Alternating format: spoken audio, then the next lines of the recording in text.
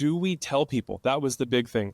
Do we cross our fingers and pray and kind of just be faithful and wait and then tell the story after it's resolved? Or do we in real time bring people into that? But I think that's a challenge that every family that's experiencing infertility is going through. How much do we let people in? Hey, and welcome to the Glass House. Today we are going to tackle a pretty tough topic. Mm-hmm. Proverbs 16:9 says, "In his heart a person plans their course, but the Lord determines their steps." There are very few things like infertility that completely derail a person's plans. Mm-hmm. We have a daughter that's engaged, going to be getting married, and they're already talking about, their family and what children will be like. And you just never know if God has it planned for you to have a family of your own or how that story will play out. And so this issue of infertility, Lynley, I know we've walked with people through this. It's really tough stuff. Yeah, I mean, we mentioned on here with Doug that in all the episodes we've done, we've not tackled infertility yet because I feel insensitive talking about it because that wasn't our struggle. I feel kind of like I shouldn't bring it up because I don't want to sound boastful that, because we have talked about how fast we had our children. And so I imagine that's really hurtful. And we thought, you know what, this would be the perfect person to talk about this topic because he's experienced it. So we could just listen and learn instead of really talking at it from a, like we've experienced it perspective. This season, we're talking a lot about the emotions. And one of those most unpleasant is fear. Yeah. Fear of the unknown.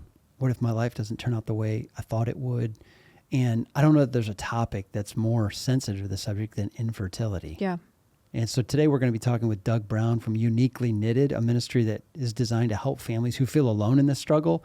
All this fear around them about, we had all this stuff planned for our family, and now what?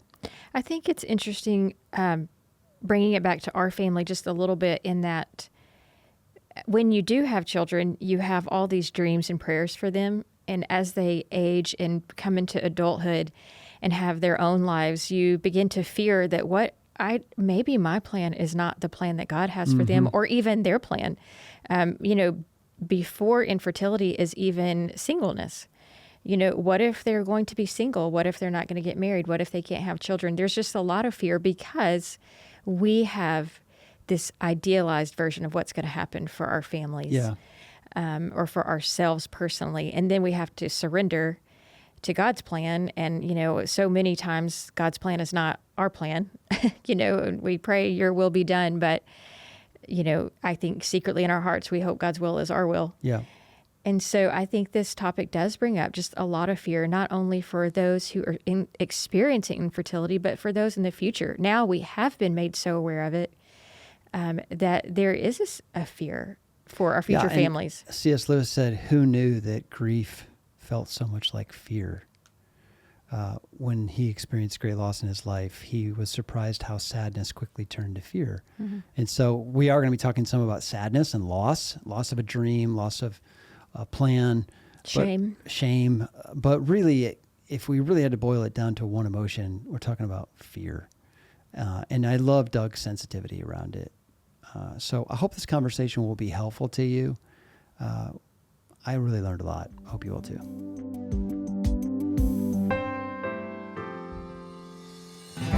It is a really great topic that we're going to get to tackle today. Today we have with us Doug Brown, right? Did I say that right?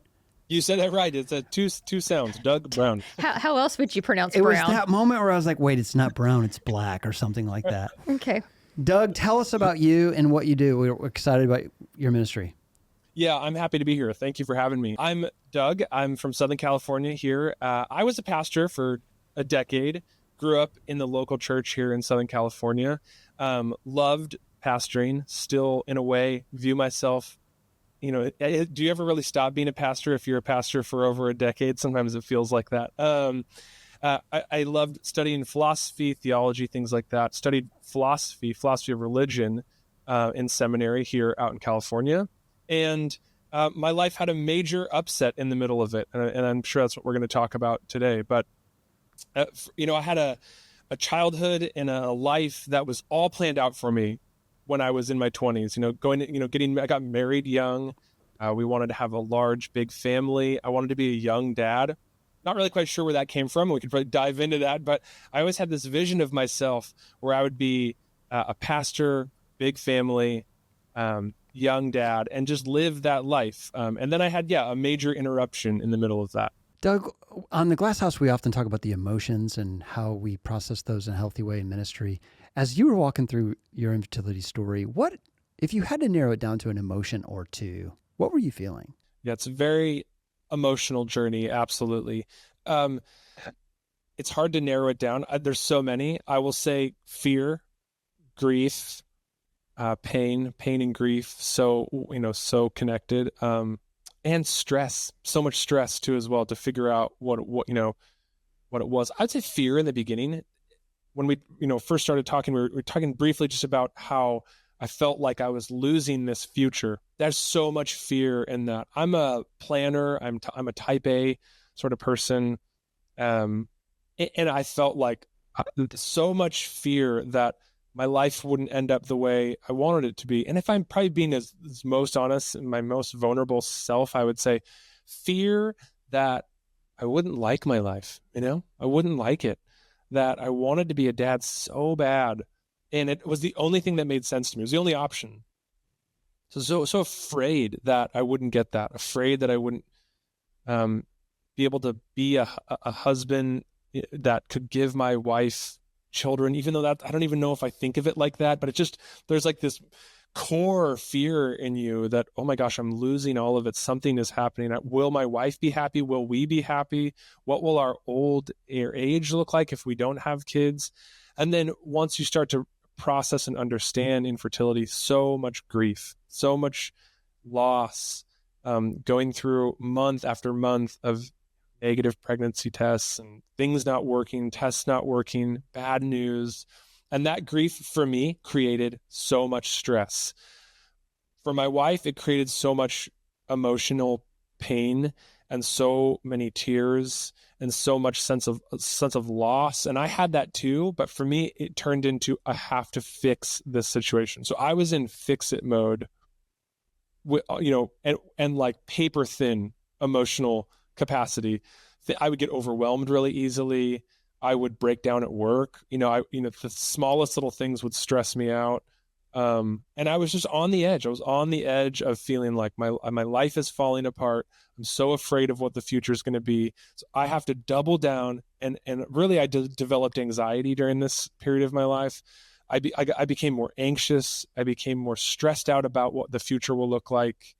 And it all was grief. It all was grief. I needed to open up a channel to allow myself to cry and to process and to, I remember we went on a retreat as a pastoral staff, and they gave us this, morning to sort of process and think about our lives. And I was having such a hard time grappling with the reality that we couldn't get pregnant. I had a journal. I opened up this journal and I just wrote in this journal, we cannot get pregnant. We're not getting pregnant. I can't get pregnant.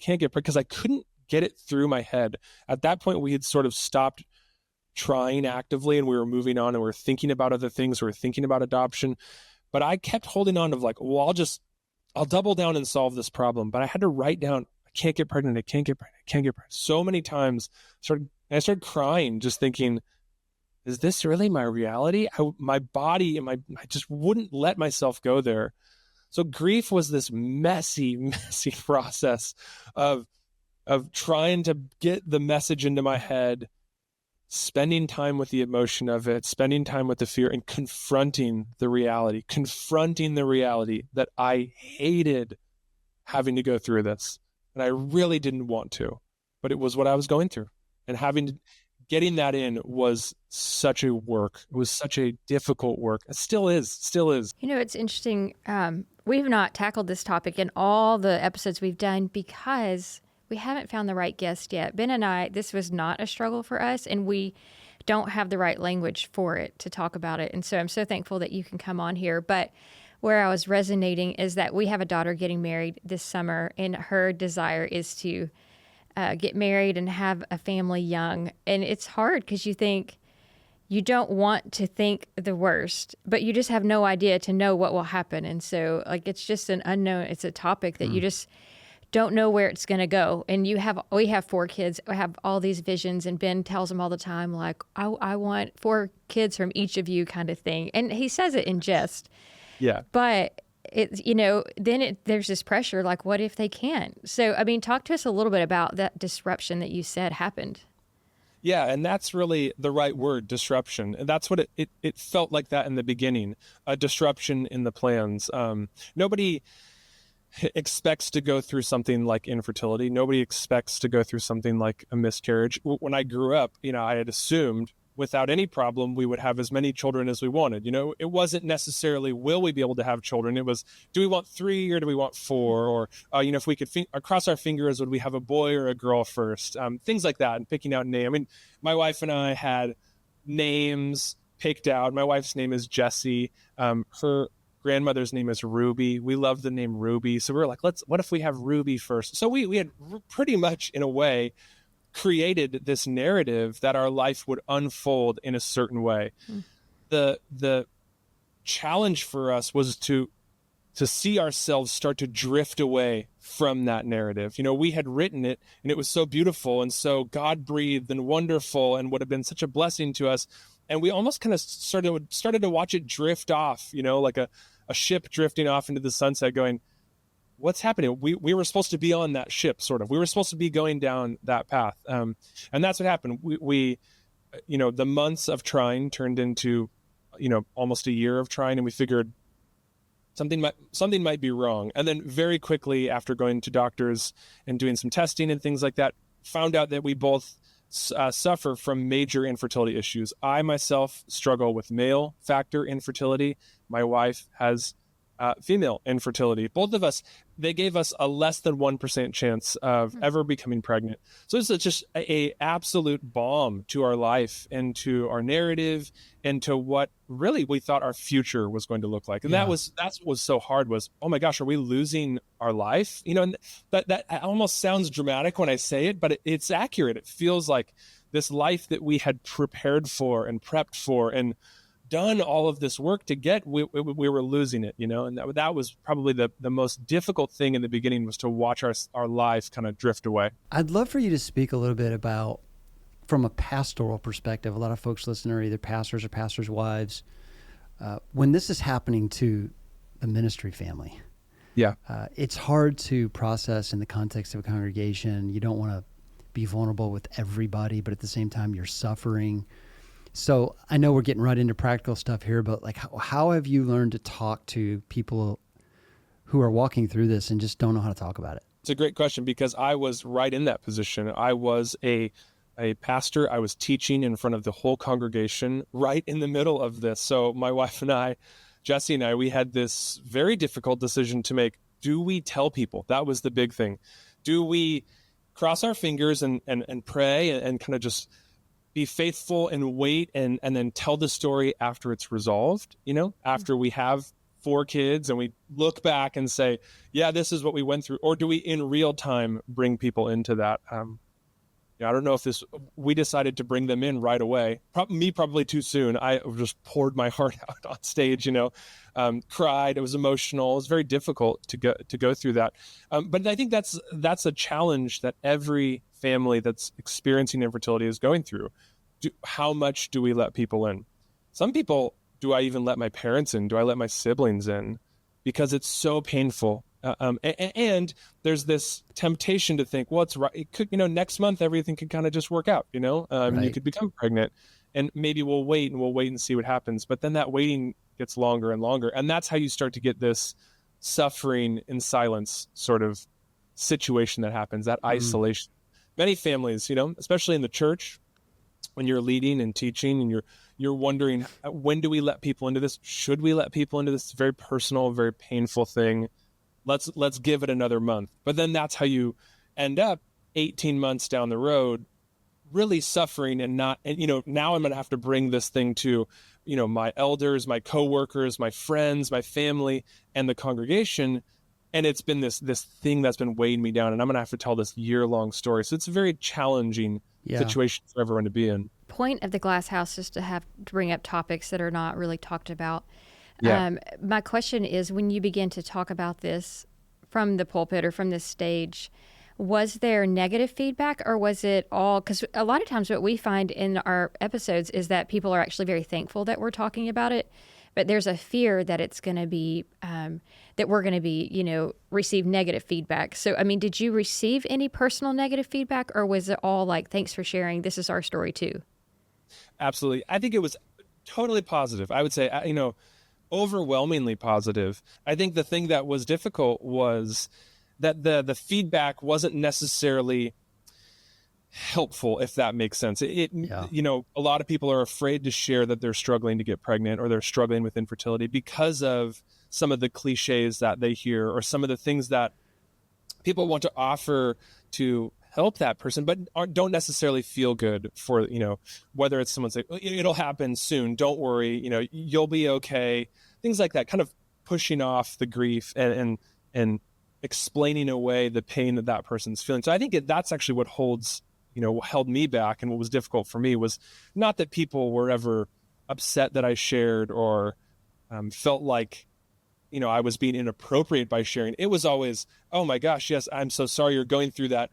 Try taking this supplement and I promise you'll get pregnant next month. It's stuff like that where as a leader, you're going, thank you. That's not super helpful. But thank you for caring and being kind. And infertility is everywhere. It's 1 in 6 people struggle with infertility. Huh. Not 1 in 6 couples, 1 in 6 people. And at times it's, up to 30% of people have infertility in their life. So if you're looking at a congregation of 100 people, you're looking at, 30 people out there are dealing with something like infertility. If you have 1,000-person congregation, 300 members are having a direct link to infertility. So everyone knows about it. It's sort of there. 1 in 4 pregnancies end in miscarriage. So these things are happening. When they're brought up, people go, oh yes, that's happened to me, or I know someone that's happened to. But because we don't talk about it that often, and because it's still a little bit of a cultural taboo, it's oftentimes people don't know what to say. Yeah. And I think that's what's scary as a leader, is to go, I'm going to open myself up to this. I'm going to get a lot of things that aren't helpful. And I think that's what holds a lot of people back. The day every year as a pastor that I felt this big time was Mother's Day. There's always that tension of, we want to celebrate all the moms in the room. And there really is something to that. It's sweet. It's special. There's a lot of important things about being a mom that need to be recognized, and yet at the same time, always being aware that there's a certain portion of people in the room that maybe didn't even come today. They're watching online because it's too painful to watch all these other people celebrate being mothers. As a pastor now, leading in the ministry that you are now, how have you learned to be sensitive to those people suffering from infertility without also celebrating with those who are enjoying fertility? Yeah, great question. And I think we do need to celebrate those things. Mother's Day is great, and there are, like you said, so many things to celebrate and to acknowledge and to honor about being a mom. People who are struggling to get pregnant want to be moms. That's all they want. I think that what's helpful is to make space for people's grief, and make space that even in some of these happy moments, there may be grief. Same is true about Christmas or Father's Day or Veterans Day, losing someone. In these moments where we honor and celebrate, I think honor, celebrate, and make room for grief. I think that's what's needed, and that's what helps people feel like that they're being seen and that they're being cared for. It feels very, very like what Jesus did oftentimes, would be to call, be in places and at the same time to celebrate, but also honor the grief and to call out, really have that multiple different avenues to express yourself. And, Mother's Day, you don't want to be the person who goes, hey, before we start Mother's Day, let's think about all the grief that's out there. And I don't think anyone's really advocating for that in the infertility community, but making a way for saying, we realize that this day may be hard for some people, and we want to honor that. And that we realize that mothering and having a mother maybe, be a hard thing for you to think about because you think about your maybe mother who was difficult, or wanting to be a mother. Just making way for that grief goes so far in helping people realize, oh, they get it. They get what I'm going through. Can I play devil's advocate just a tiny bit? And that's not even the right word here. But Ben mentioned that the hardest day every year is Mother's Day. You're a male, and you said that you had male factor infertility. I don't know if that's even the right term. So It is. do we consider Father's Day in the church? Like, is that not hard? Are we insensitive to the fathers who, and especially like I know your case, you both had some of that, but I would think there's some couples out there where the female is able to bear children, but the male is not, which causes all sorts of shame and guilt in the home. And so, like, do we begin to acknowledge the fathers as well, or are we just catering to the women? I think we absolutely should acknowledge fathers and Father's Day. That absolutely was, for me, very difficult. Men are so interesting when it comes to infertility. We do a lot of work with men. We study a lot of the experience of men. 50% of all infertility cases have to do with men. So it's absolutely there. However, most men would say, I just want to make my wife happy. I just want to make sure she's okay. That's oftentimes what happens. Men have, in this scenario, want to get to a place in their infertility story where things are better, things are okay, and then they can start to process their emotions. However, there is what you said, shame, guilt. That's the number one thing. Guilt that they're not able to provide, a family or children for their wife if it's male factor infertility. Shame, guilt that they're having to go through this, pain that they're having to go through this. I think, again, acknowledging the pain of men is very important, even on Father's Day. Father's Day can get a little, it's like rah-rah, sometimes can be that way, kind of rah-rah men. Or when I was a pastor, it always felt like it was a moment to call out the men. I don't know if that's true for everyone, but okay, men, got to step up and, keep going. But I do think men are going through a lot, especially in the case of infertility. They're feeling a lot, even though those feelings might not be acknowledged that much or talked about, but they're in pain, and making way for their pain is so important.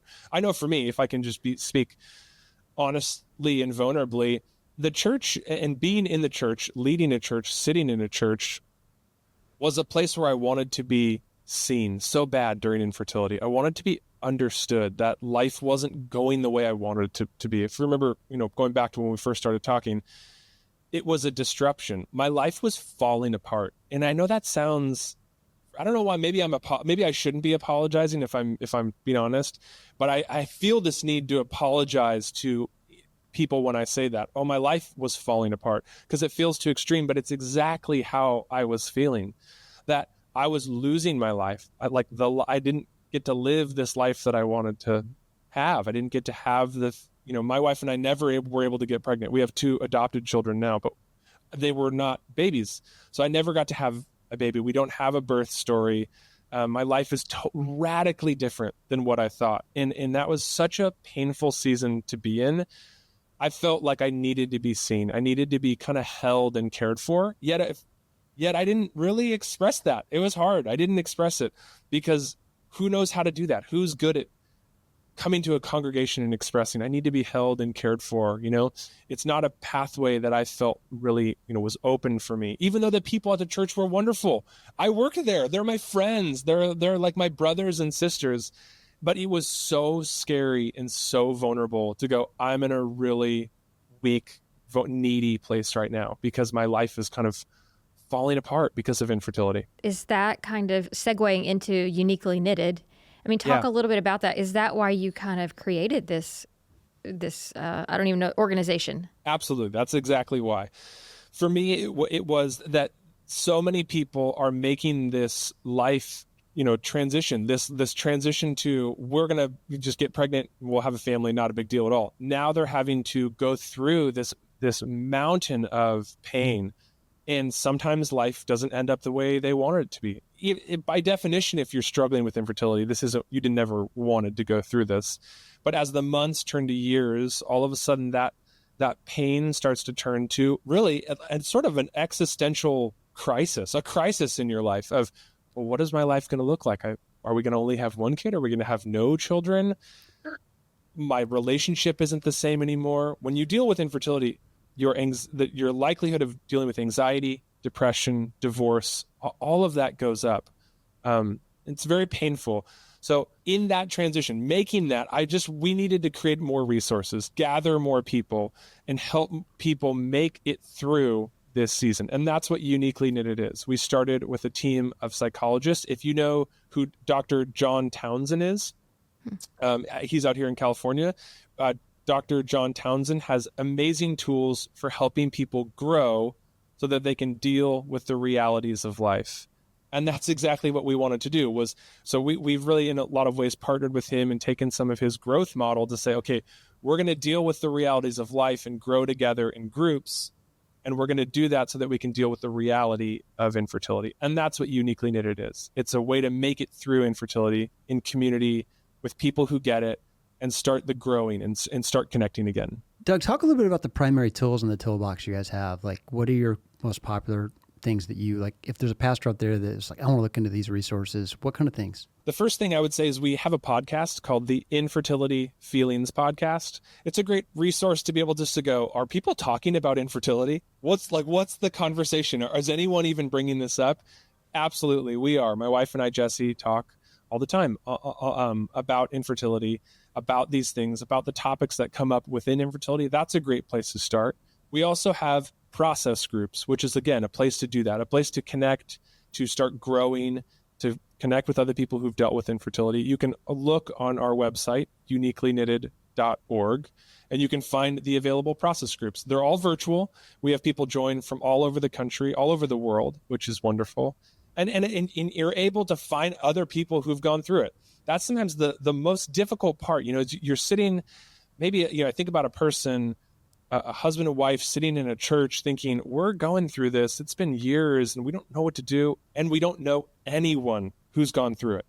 Maybe our pastoral staff, they didn't go through it. We're going through it. We can't point to a single person, so you feel really trapped and alone.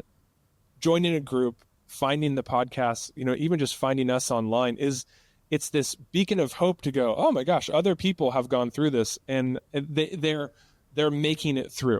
They're able to hold their lives together. They're able to stay close to their spouse and live a life that feels like different, but still good. And I think that's really encouraging and hope-filled for people. Does someone from your staff lead each process group? Yes. So our staff are all trained in that Townsend model. And they're all trauma informed and just wonderful people who are able to cope with infertility and process it and allow people to share their feelings and get all that emotion out. I want to go back to something you said earlier that I would like to unpack a little bit further. You talked about some of the insensitive things that people say to you to try to make you feel better. Yeah. We talk about that a lot on The Glass House because people mean well, but they say things that are unhelpful. I can only imagine that in your situation, many people pointed you immediately to adoption. Yes. I have a family member and they would say, let me tell you what, as soon as you adopt, you'll get pregnant. It happens all the time.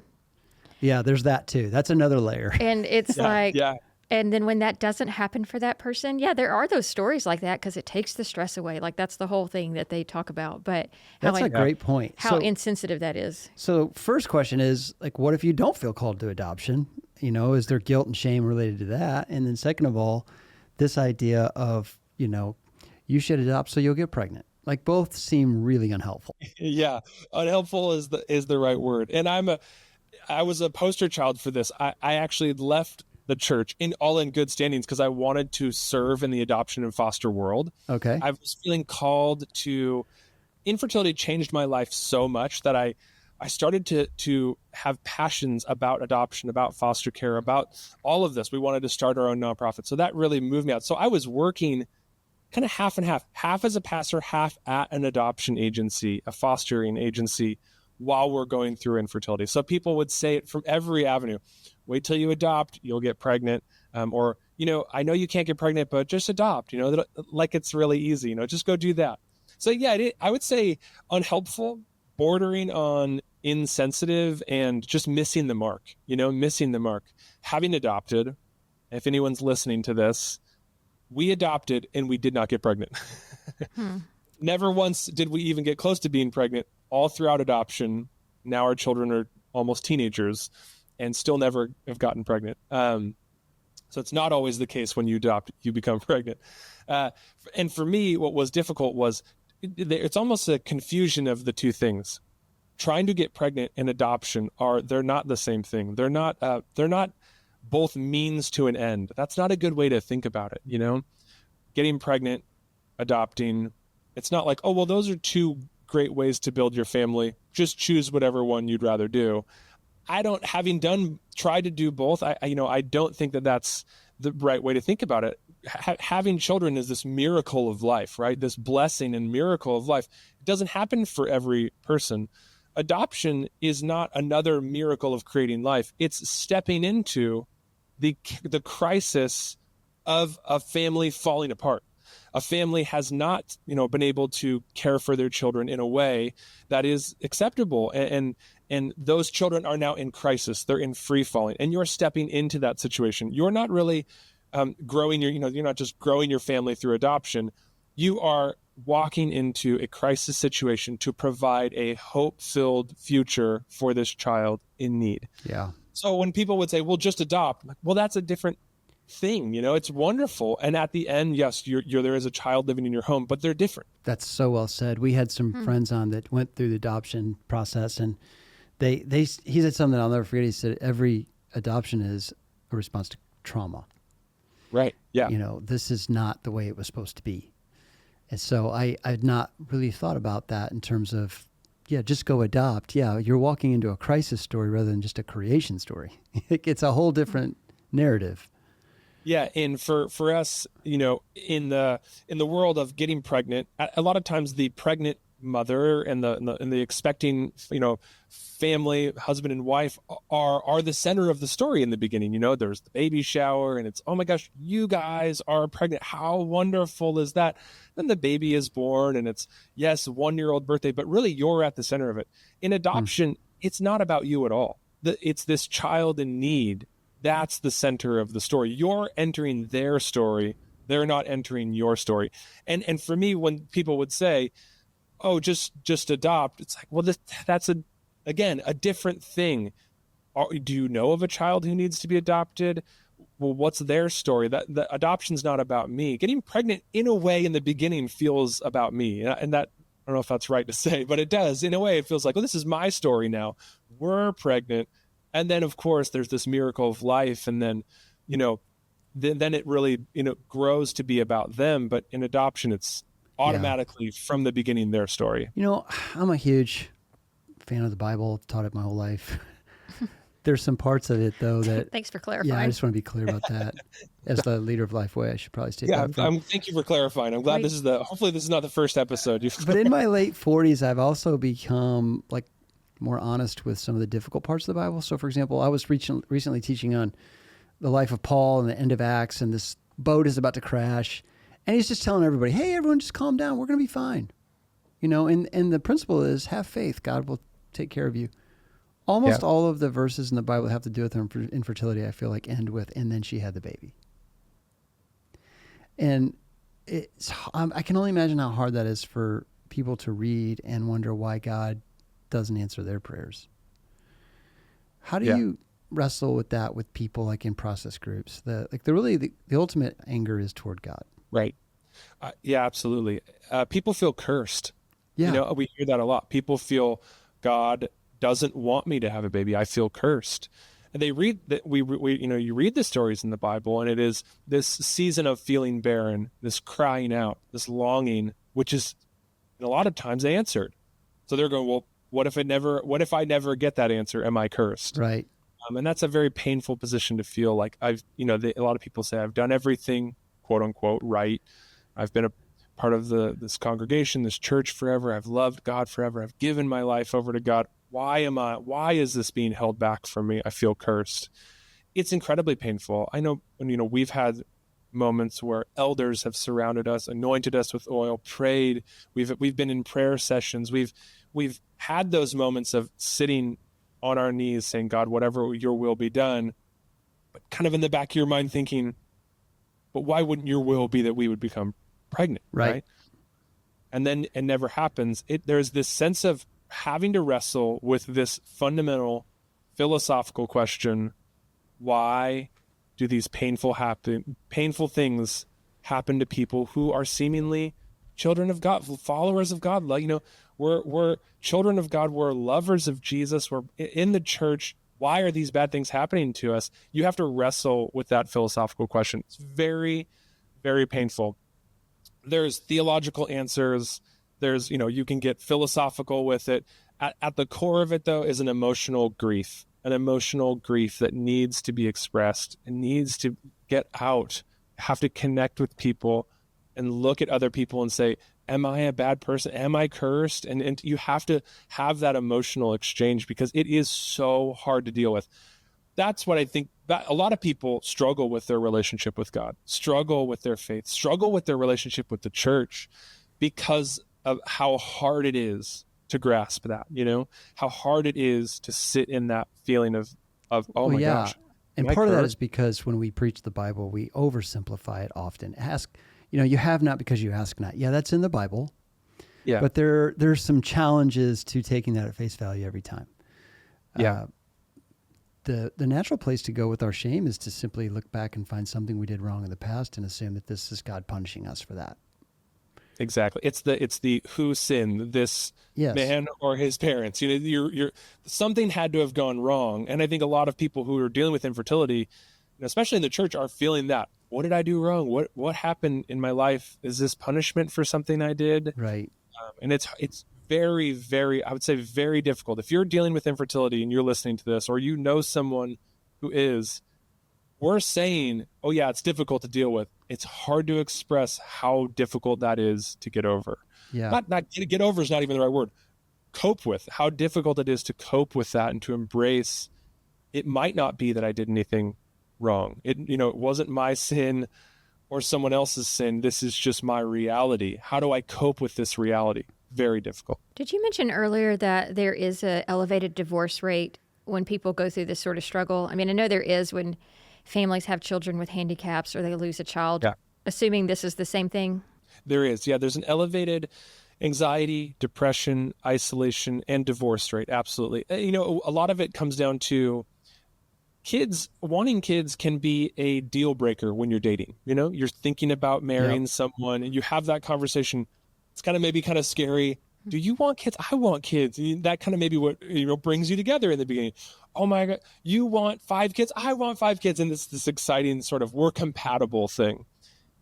A couple years into the marriage, you start to try and it's now difficult. This thing that was a deal breaker is now off the table for both of you. And if it's male factor infertility or if it's female infertility, we hear oftentimes people say, in their darkest, most tender moments, this isn't something that, they're proud of or they say quickly, but in their most tender, grief-filled moments, they can get to a place of being in such pain where they say, you can leave me. You can leave me and go have kids somewhere else. I know I didn't want this. I feel broken. Just let me be broken and you go where you need to go. And many times, people say, no, absolutely not. We're in this together. But not always. Sometimes it is a riff that begins that says, well, I thought we were going to have a life that looked like this. And now we're not having this life. So people start to drift apart. Yeah. It's so hard to stay connected. And sometimes it's the exact opposite. They're brought together like never before. And for every great story where people feel more unified, more connected, there are stories where people feel pulled apart and disconnected. Man, I love hearing you talk about this, and I'm sure there's going to be people out there that want to know where your resources are. So talk about your website and where people, once they get there, where do they look? Yeah, uniquelyknitted.org. Uniquely Knitted on Instagram, all those places, all of our socials and things like that. It's a website where we are doing lots of different things, where we do research. We have groups that you can take. There's resources that you can download. There's a podcast that you can listen to. Our whole goal is to help people make it through infertility, make it through this season of life. And what we have found that works best in making it through this season of life is to become a growing person, which I know that sounds, if you're listening to this and you're in the middle of your grief going, well, I don't want to become a growing person, but it's that, old saying of sometimes to make it through something, we have to grow into the person who can make it through that sort of thing. Infertility is a very difficult reality. How do we grow to be able to deal with that reality? A lot of our resources are to help people grow. And they're based on a lot on John Townsend's work. And that's what you're doing. You're joining a group. You're going through these things to address, how do I live in my reality? How do I get my needs met by the people around me? How do I draw healthy boundaries with people when they're kind of beating me up? How do I take ownership ultimately of this difficult reality? Those are the 4 things that we look at in all of our resources. And they do help. We've helped thousands of people, men and women across the country, across the globe, who are finding community and going, okay, this is working. I needed to talk about this. I needed to process this. So uniquelyknitted.org or anything on social, you can find us. Really good. I have not read anything by Townsend. Where do I start? John Townsend's wonderful. He wrote probably his most famous book is called Boundaries. It's wonderful. He does a lot of leadership work. He's written, I think, 28 books, sold millions of copies. He's based out of Concordia. Yeah. He has an institute at Concordia. It's wonderful. And he's great. He wrote a book with Henry Cloud called, oh gosh, I don't want to get that wrong. They've written a lot of books. There's a book that we really love called People Fuel that John Townsend wrote, talking about how do we get these things in that we need through the people in our lives. How do we get this emotional fuel that we need to make it through these things from the people in our lives? You know, a lot of people we know when they deal with infertility, and this is probably true if you're involved in a church and you know someone who's at that church, they are grinning and bearing it. They are kind of white knuckling, holding on, going, maybe next month things will be different. Maybe next year things will be different. If we could just get to a place where we get pregnant, we'll forget all of this stuff and just kind of go back to life as normal. But they get depleted. It's to live like that and to just hold on and kind of pray something changes without getting people encouragement, the things that you need, hope, encouragement, containment, advice, all those things the things that you need from people, acceptance, connection, compassion. Without getting that stuff in while you're going through infertility, you start to get depleted, start to feel more isolated. Yeah, really good stuff. Well, Doug, thanks for being on the show. You're a delightful guy, and wish we could meet your wife too, maybe sometime in the future. It sounds like you guys are a dynamic couple. We would love to. Since it's the holidays, we're so all over the place, but it's been wonderful to meet with you guys. I love what you're doing. I love the community that you represent, and it's wonderful to make myself and make Uniquely Knitted available to people. We would love to serve. If you know of anyone, or if you yourself, if you're listening to this, have dealt with infertility, know that my wife and I, Jesse, and our community, we care about you. We love you. We're here for you. You're not the only one going through infertility, and there's a place for you to process all of this stuff. Really good.